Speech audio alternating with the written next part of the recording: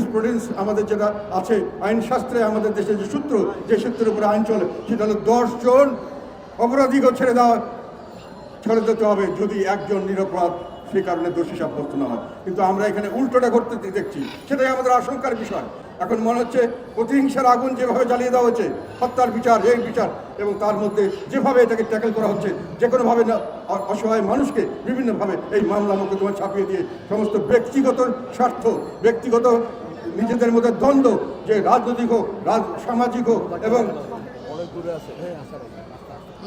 সামাজিক হোক বা রাজনৈতিক হোক, সেইগুলোকে প্রতিপক্ষকে ঘায়েল করার জন্য এই মামলাগুলি ব্যবহার করা হচ্ছে এবং এটা অন্যায়ভাবে আমাদের উপর চাপিয়ে দেওয়া হচ্ছে। এই জন্য আমরা আশঙ্কা করি যে এই ধরনের মামলার নামে হোল করে ফলস মামলা দেওয়া এবং যেখানে দরকার ছিল 10 জন নিরাপরাধকে, একজন নিরাপরাধের জন্য 10 জন দোষীকে ছেড়ে দাও, সেটা উল্টা হয়ে এমন হচ্ছে যে একজনকে শাস্তি দেওয়ার কথা বলে সেখানে শাস্তি না দিয়ে 10 জন নিরাপরাধকে দরকার হলে ফাঁসি দিয়ে দাও।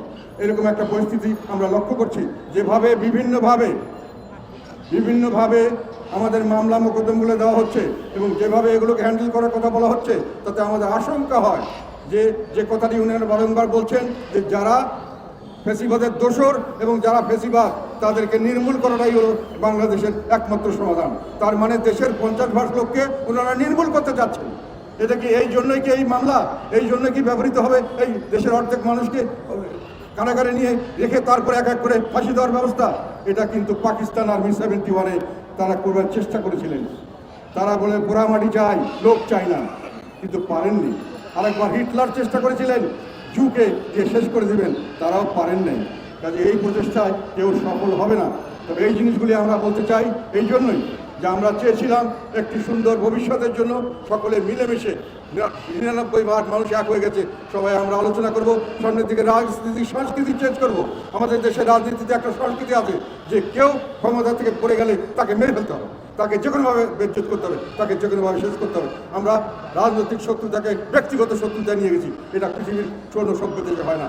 আমি রাজনৈতিক প্রতিপক্ষ, আমার সঙ্গে যে ইলেকশন হবে, ইলেকশনের পরে আমরা যদি আমার ছেলের বিয়ে, মেয়ের বিয়ে, আমরা সকলে একসঙ্গে থাকবো। আমরা বিপদে আপদে কেউ অসুস্থ হলে আমরা সকলে তাকে দেখতে চাও। এটাই ছিল রাজনীতি। আমরা চেয়েছিলাম এবার আমাদের প্রফেসর ইউনূস সাহেব এইটাই করবেন, সবাইকে নিয়ে বসে দোষ ত্রুটি সবার যা আছে যদি আপনি ক্ষমা করে দিতে পারেন, যাকে শাস্তি দেওয়ার শাস্তি দেন, সবাইকে এক করেন এবং এক করে বলেন যে ভবিষ্যতে তোমরা সবাই একসাথে থাকো, সবাই নির্বাচন করো, নির্বাচনে হেরে গেলে তাকে খুন করার চেষ্টা করো না, তাকে জীবনের কি বলে না শত্রু করো না। এটা আমাদের দেশে অত্যন্ত এইটার জন্য আর একটা কথা আমি বলে দিই, আমাদের দেশের কোনো সরকার যে সহজে ক্ষমতা ছাড়তে চায় না, যে কোনোভাবে ক্ষমতা আঁকড়ে থাকতে চায়, তার একমাত্র কারণ আমি মনে করি, একমাত্র নয়, তার অন্যতম কারণ হলো আমরা ক্ষমতা থেকে ছেড়ে দিয়েছে যেই শান্তিপূর্ণভাবে, সেই শান্তিপূর্ণভাবে জীবনযাপন করতে পারে নাই। আমাদের এরশাদ সাহেব একটা উদাহরণ, উনি শান্তিপূর্ণভাবে ছেড়ে দিয়েছিলেন, কিন্তু শান্তিপূর্ণভাবে উনি থাকতে পারেন নাই। উনিকে খুনের আসামি হয়ে জীবন দিতে হয়েছে, লাস্টে মারা যেতে হয়েছে। খুনের আসামি উনি উদ্ধার করতে পারেন নাই। এই যে প্রতিহিংসার রাজনীতি, এটা বন্ধ হওয়ার দরকার ছিল। শেষ পর্যন্ত একটি কথা বলে আপনাদের সবাইকে বলতে চাই যে আমি সারা দেশবাসীর কাছে এটা বলতে চাই, বিভিন্নভাবে আমার মনে একটা আশঙ্কা হয়েছে, যেভাবে অর্ধেক মানুষকে শেষ করার ব্যবস্থা হচ্ছে। সেখানে অ্যাডলফ হিটলারের সময় এক ভদ্রলোকের একটা কোটেশন আমার মনে আছে, উনি বলেছিলেন যে যখন নাৎসিকে ইহুদিকে ধরা হয়, তখন আমি বলেছি আমি তো ইহুদি না, আমার কিছু হবে না। তারপরে যখন আবার কমিউনিস্টদের ধরা হয়, আমি তো কমিউনিস্ট নাই, আমার কিছু হবে না।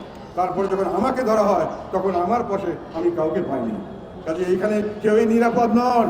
আপনারা মনে রাখবেন, যেভাবে শাসন ব্যবস্থা চলছে, এটাই যদি চলতে থাকে, আমরা কেউই নিরাপদ নই। কে কখন কিভাবে যে আপনারা ফেসিবাদ হয়ে যাবেন বা ফেসিবাদের দোষর হবেন, তারপরে আপনাদেরকে পরপরের ব্যবস্থা করা হবে না, কেউ এটা নিশ্চিতভাবে বলতে পারছে না। আমরা কোনো সিস্টেম ঠিকমতো কাজ করতে দেখতে পাচ্ছি না। এটি আমাদের একমাত্র এখন আশঙ্কা। আমরা সামনের দিকে যাতে এই আশঙ্কা সত্যি না হয়, তার জন্য আমরা চেষ্টা করে যাব।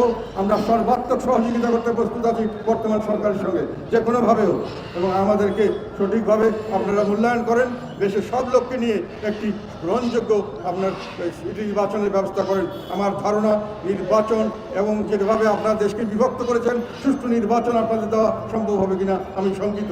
এবং একই সঙ্গে সুষ্ঠু কোনো আপনার সংস্কারও আপনারা দিতে পারবেন, এই ব্যাপারেও আমি নিশ্চিত নই।